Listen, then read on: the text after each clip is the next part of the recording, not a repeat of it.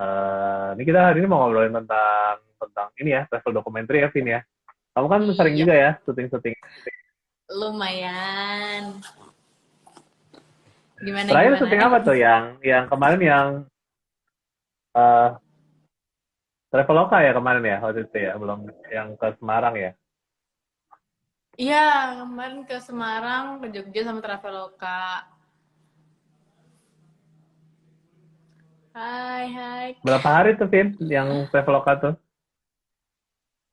Traveloka tuh 2 harian, 2 apa 3 hari gitu. Oh ya, itu dua lokasi apa? Berapa lokasi? Satu lokasi dong. Satu lokasi, satu lokasi. Biasanya kita satu lokasi, satu lokasi. Hei, ya ampun, kakak Kalvina kan tinggi, thank you. Kakak Kalvina umur berapa? 22. Hai, Itu yang gimana gimana kemarin di sana? syuting di yang terakhir aku sempat kan lihat itu yang kamu share naik kuda ya, naik kuda nggak pakai pelana ya. Eh, lumayan loh ternyata. Pas pulang-pulang tuh kayak agak gimana gitu rasanya ternyata. Kayak gimana sih emang? Ceritain dong, story-nya apa gitu. Jadi itu yang terakhir adalah aku di namanya Desa Sanankerto, itu di Kabupaten Malang. Jadi desanya itu masuk salah satu dari 50 desa yang masuk di anugerahnya ADWI, Desa Wisata Indonesia. Nah, itu kan acaranya Kemenpar. Nah, lima Oke. puluh desa itu tiap desanya dibikinin video. Di sana itu apa ya, kalau desa Sanankerto tuh sebenarnya dia menjualnya kayak hutan bambu gitu. Terus Ah, emang wisatanya banyak, jadi kayak ada danaunya, ada naik kuda gitu-gitu. Terus coba aja naik kuda sendiri nih. Iya nggak apa-apa, bisa kok kudanya jinak kok. Tapi kan aku belum pernah ya kan. Terus ditanyain dong, pelananya mana? Loh, jangan pakai pelana biar kayak warga lokal. Jadilah saya naik kuda tidak pakai ah. pelana. Akhirnya lumayan ya ternyata rasanya, tapi seru. Gitu. Gimana nih kalau Mas Jules terakhir take apa yang untuk travel documentary? Iya, kalau yang paling udah agak lama ya aku kalau aku emang lumayan sering ya kalau ngegarap travel documentary, salah satu Hmm. genre dokumenter yang aku lumayan senang lah gitu karena aku sendiri emang senang travel kan, senang jalan, senang Oke. lihat apa makan baru, nyobain baru lah gitu ya, ketemu orang baru. Waktu itu buat channel News Asia tayang di sana, buat kebetulan waktu itu aku dipercaya sebagai DP-nya, sebagai yang kamera ya, Hmm. yang director fotografi. Jadi sebenarnya udah kerja beberapa kali sebelumnya, jadi aku udah kerja sama dia berkali si Ainah, anak anak Singapura, Melayu Singapura. Ya, karena di project itu syuting di Jogja, di Borobudur. Habis itu di situ aku banyak explore soal handheld. Jadi aku memang masih pakai Wow. kamera yang masih pakai kaset dulu ya tahun 2000-an, tahun 2000-an 2009-an kayaknya kira-kira aku syuting dia Hmm. itu. Serunya adalah kita ke Borobudur, habis itu dan aku banyak eksplorasi soal handheld. Jadi pakai benar-benar nggak pakai, ya ada yang kalau interview pakai tripod, tapi ada beberapa interview aku pakai handheld. Jadi main main itu ya, main kameranya, aku main gesek, jadi lebih lebih dinamik gitu. Dan kebetulan lumayan happy sih mereka gitu. Kalau yang satunya lagi ke Jogja juga menarik karena Hmm. waktu itu ceritanya tuh judulnya sama tayang di channel Asia, habis itu judulnya Fusion, eh, 3 hari di Jogja bener. DP-nya juga betul sama, eh, ceritanya soal musisi Jogja sama musisi Vietnam ketemu gitu loh. Jadi ini Oke. mereka pernah ketemu main musik bareng di Vietnam, habis itu musisi Jogja cewek, habis itu musisi Vietnamnya datang ke Jogja gantian. Nah, jadi main gamelan, Ah. main sama seniman seniman muda ya, ketemu gitu konsepnya begitu. Jadi antar antar seniman-seniman di Southeast Asia lah ya, di Asia Tenggara ini kita ketemu. Ya aku DP-nya kebetulan aku pakai salah satu kamera yang aku suka waktu itu, Panasonic AG Defect cepet, jadi warnanya kan agak hijau-hijau, lebih lebih nature gitu. menarik sih karena musik ya, aku suka musik gitu. Tapi aku tertarik banget tuh, soalnya aku belum pernah naik apa namanya kuda tanpa pelana. Asli kebayang gitu ya. Apa nggak takut jatuh gitu pas naik di atasnya, licin nggak sih? Berasa bakal keresot ke bawah nggak sih? Enggak ya? Eh, kalau licin enggak sih, licinnya enggak. Cuman malah namanya kan kita di daerah hutan gitu ya. Jadi kudanya tuh kadang kayak mau makan daun. Kalau ketika dia mau makan dia bungkuk kan. Jadi kayak Ah, gitu. Tapi oke, ah. karena kudanya kan juga dari kecil udah di jinak gitu. Jadi masih in control. Ya, kamu kalau sebagai host, sebagai presenter gitu, biasanya pas sebelum syuting apa yang gitu yang diberi sama tim yang syutingnya gitu ya? Misalkan ada saudaranya kah, atau pengarah acaranya, atau tim produksinya, biasanya nge-brief kamu apa? Terus yang kamu biasa siapin apa aja sih, Vin? Kalau mau ini shoot kayak travel dokumenter gitu. Cuman yang menurut gue yang penting adalah baju, sepatu, dan tahu medannya kayak apa. Karena kayak Saltum itu udah bikin bete banget. Ya, ya, pasti ya, pasti ya.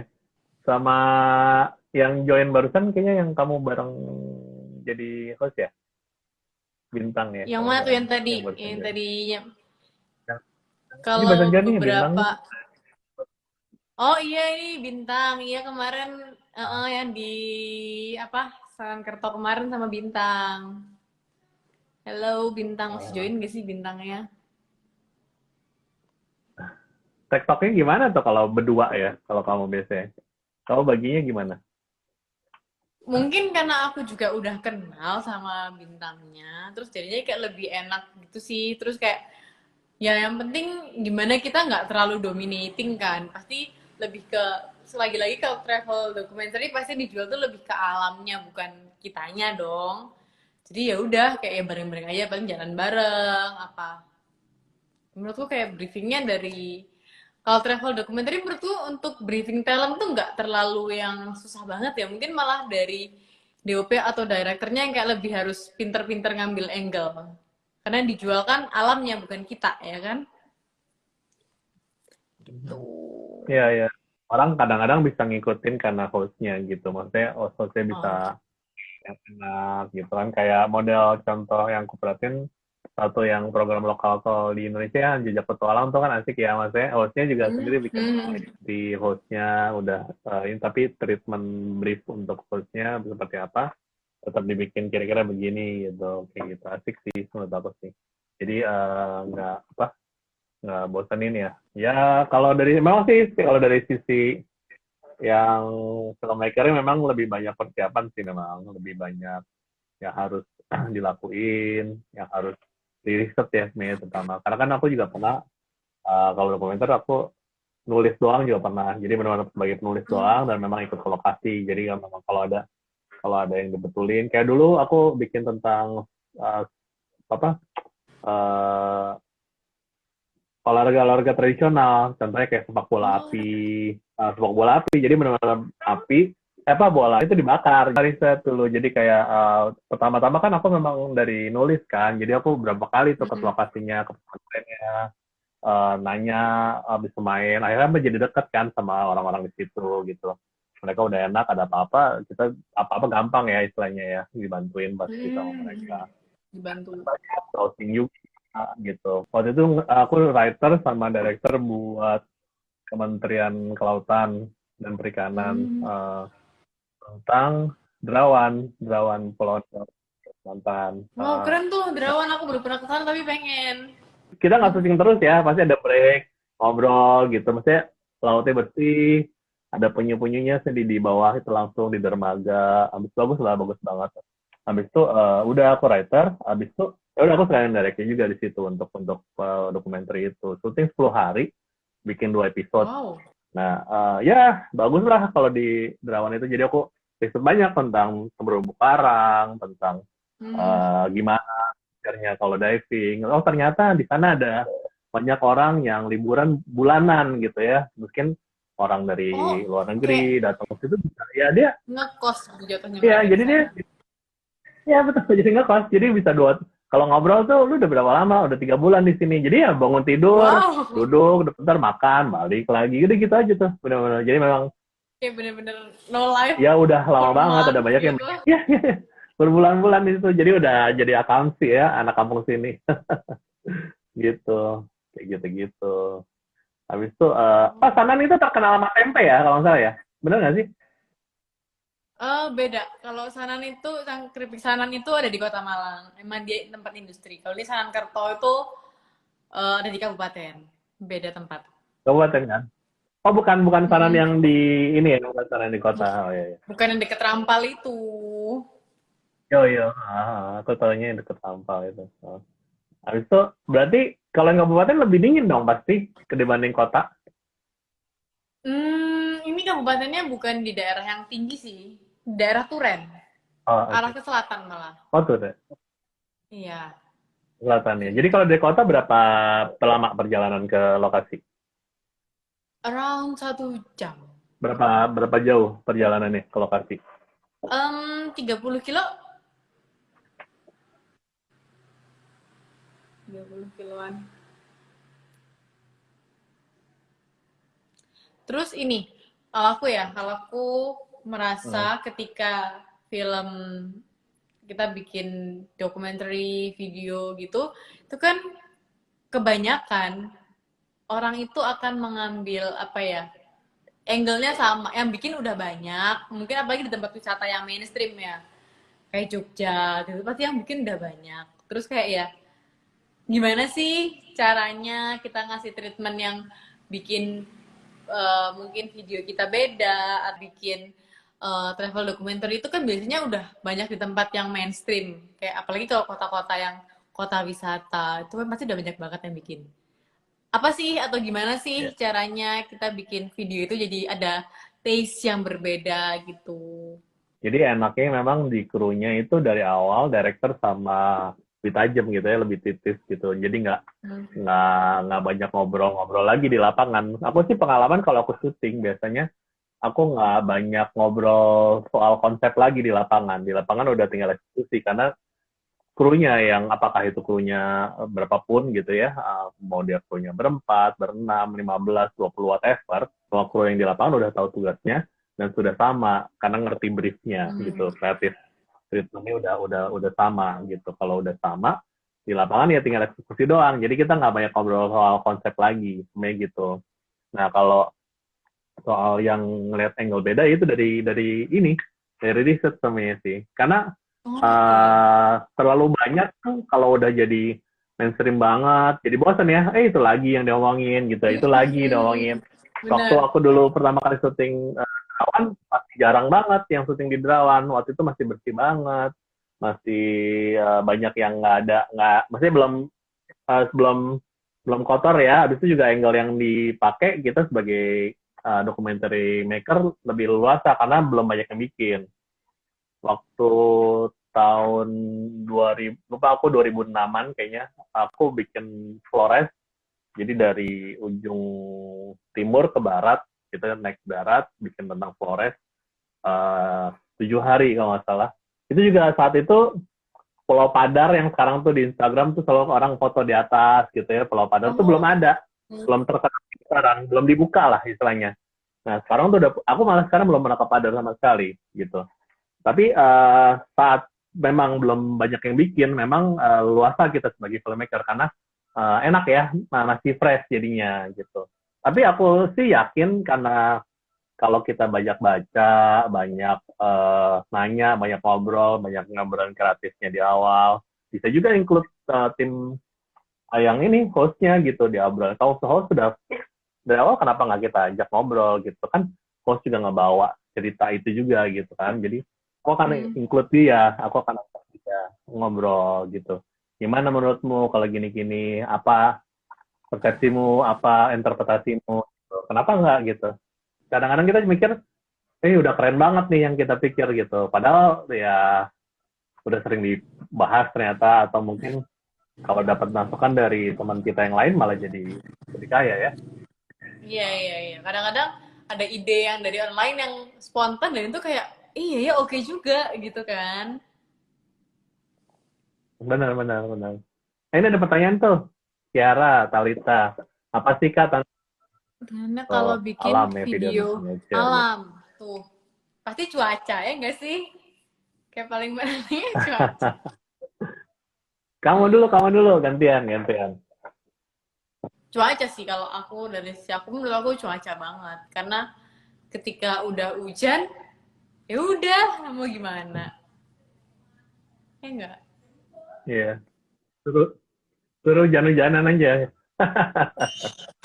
Aduh, Kalau udah hujan memang udah susah ya. Namanya kalau kita syuting, makanya kan kalau cuaca memang sangat ngaruh. Makanya biasanya kita sebelum berangkat kita cek ke itu ya, ke perakiraan cuaca. pernah ini nggak tapi nyoba pakai pawang nggak? Kenapa? Kenapa? Nyoba pakai pawang, pernah nggak? Pawang hujan gitu, siapa Oh, tahu dia bisa bawah. bertahan 3 hari gitu kan? Kalau kamu pernah nggak? Kamu pernah Enggak nggak? sih, belum, belum. Sebenarnya tuh ide yang bagus. Oh, tapi ya, tapi itu memang beberapa syuting yang gede. Kalau biasanya kalau aku kayak pawang, aku biasanya emang dipakai kalau syuting iklan sih. Misalkan iklannya outdoor. Karena kan kalau syuting iklan, kita krunya bisa 30, 40, 60 Hmm, gitu. Jadi bisa segitu banyak orangnya.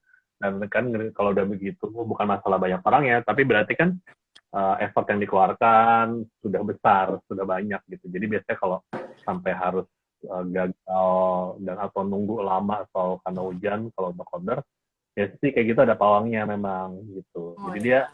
di standby di situ. Jadi satu-satunya kali ya negara di dunia yang ada syutingan ada pawang hujan di Indonesia doang kayak. Tapi keren loh, itu keren. Kayak Kayaknya gimana lagi syuting pakai keren, pawang? keren.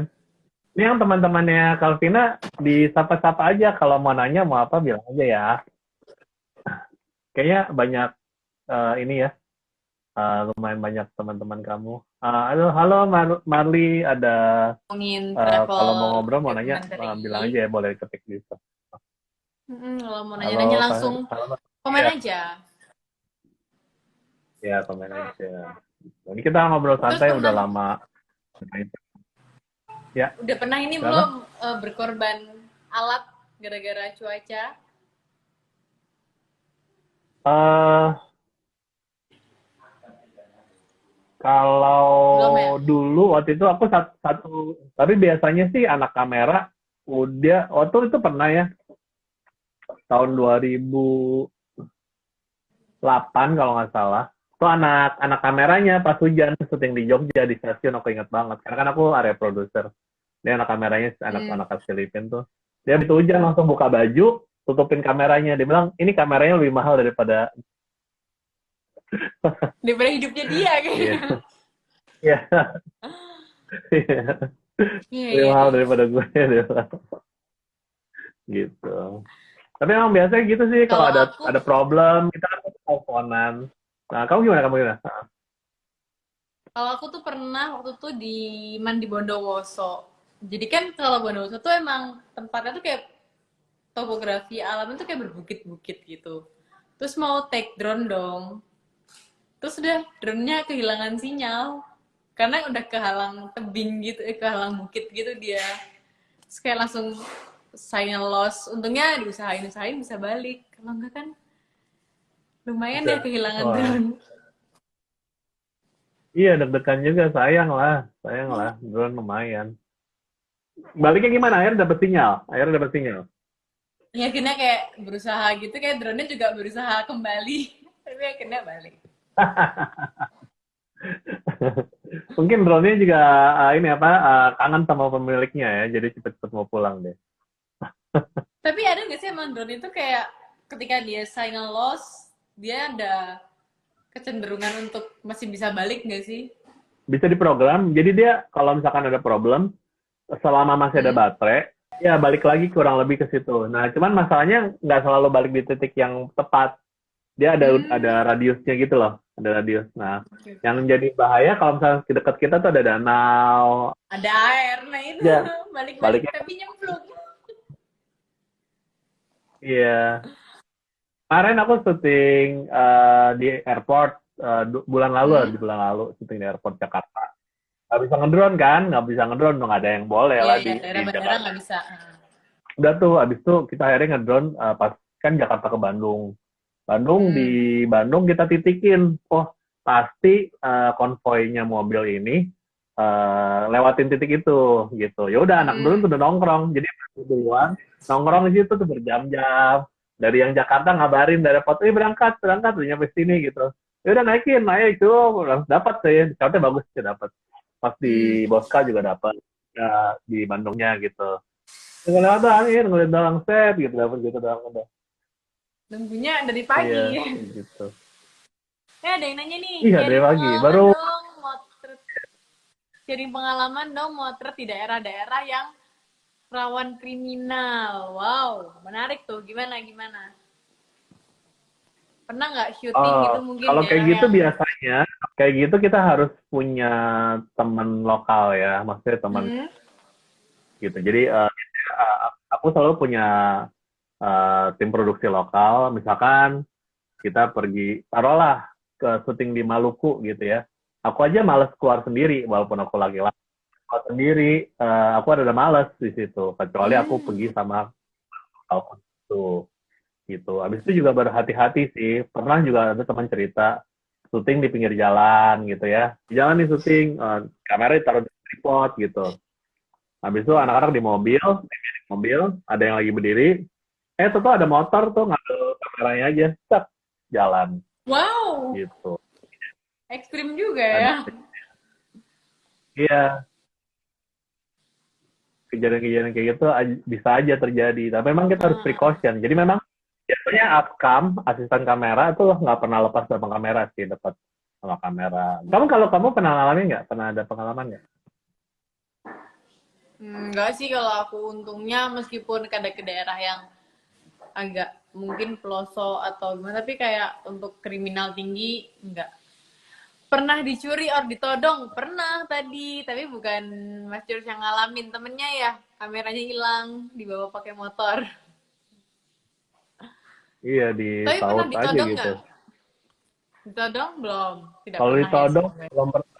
belum pernah. Jadi memang kalau di daerah-daerah tertentu ya, kalau makanya aku nggak pernah so tahu, nggak pernah mau so berani atau apa. Kalau kita nggak tahu ya nggak tahu gitu. Mau di Indonesia manapun gitu atau di negara maju, misalkan ya kita ngomong di London misalkan gitu. London itu juga kesannya maju tapi banyak daerah yang doji juga, banyak yang lawan gitu. Jadi kalau kita nggak tahu, kita nggak tahu gitu loh. Jadi kita nggak boleh tahu gitu. Paris juga banyak tempat yang rawan karena emang rawan aja, sama aja kayak Jakarta gitu kan. Jakarta juga ada tempat rawan. Jadi ya intinya sih kuncinya mesti ada yang dampingin aja, yang nemenin di situ. Anak akamsinya ya, anak kampung sininya yang tahu. Jadi kita ngerasa aman Benar. dekat sama dia. Dan nyokap aku selalu dekat sama driver. Jadi orang yang paling penting menurut aku lokal gitu adalah driver. Jadi kalau misalkan jadi area producer atau line producer atau whatever foto produksi, aku pasti pertama duduk di depan langsung enakin driver. Oh tapi Driver iya sih. sih bener ya, emang kan driver itu kan dia apa ya, istilahnya dia juga tahu banyak banget sebenarnya. Ini nggak sih driver itu, dan ketika kita kenal diajak ngobrol tuh bakal benar bantuin banget ya dia. Kita butuh apa tuh pasti diusahain aja. Enak Dijawab banget sih, lagi, iya Mas apa-apa Jor, gampang. senang bisa dengerin. Juga ngalamin kan kalau driver tuh penting banget ya itu mood kita gitu kan. Yeah. Kalau udah kan udah Kamu lega tuh kan nih udah Raka dengerin. Raki atau Joko Roro sih dulunya? Aku ikut dua-duanya, jadi Ap- waktu di Jokororo ikut, terus dikirim untuk ikut Rakaraki. Aku Jokororonya di tahun 2018, Oke. terus ikut Rakaraki di 2019. Aha. Oke. I see. Yang pas tahun 2008 itu kan syuting sebulanan lah ya kira-kira. Habis itu yang kesimpulan aku adalah ya tinggal kita gimana ngatasin problem demi problem sebenarnya sih kayaknya kalau untuk syuting harinya banyak maupun juga apa namanya eh, ada hal yang memang di luar kuasa kita kan sebagai pekerja gitu. Jadi memang ya gimana kita ngatasin satu persatu aja dan yang penting kan dari brief, dari shortlistnya, terdeliver gitu ya, terdeliver. Yang penting ya udah. Ya, Persiapannya mateng yang penting PA. kan. Jadi kita meminimalisir hal-hal yang tidak diduga.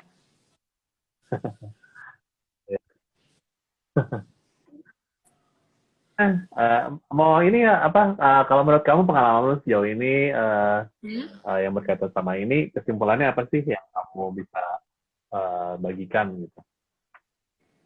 Kalau aku sih pasti setiap kalau kita bikin video di alam itu ada pengalaman baru sih karena juga tiap alam beda-beda kan, beda cuacanya, beda view-nya juga. Tapi yang paling penting yaitu prepare kita gimana untuk mengurangi insiden atau kecelakaan dan juga mood mood tuh penting banget nggak sih? Mungkin ketika kita medannya berat tapi udah klik sama mungkin kru-krunya sama line produsernya itu tetap enak aja gitu, tetap enjoy. Tapi ketika kita nggak bikin hubungan yang baik sama mereka, nggak ada apa ya, nggak ada basa-basinya, nggak ada ngobrol-ngobrolnya tuh kayak syuting alam itu capek banget banget, lebih capek daripada indoor-indoor gitu. Kalau ini suasananya nggak mendukung, nggak ada bercanda-bercanda, nggak ada break, itu udah kayak itu nggak Iya, sih? benar banget sih. Iya, yoi banget, banget, banget, banget. Iya. Kita ngobrol-ngobrol lagi kapan ya? Lanjut lagi ya. Nanti kita Boleh. um,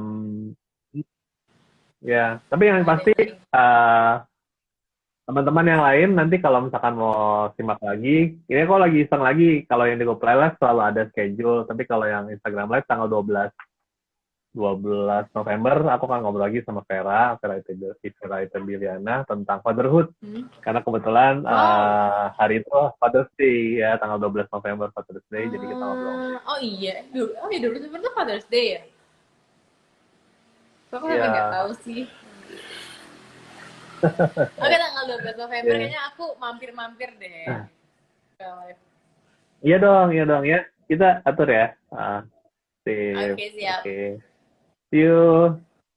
Thank you teman-teman yang udah join. Bye. Ya, makasih semuanya udah nyimak. See you guys.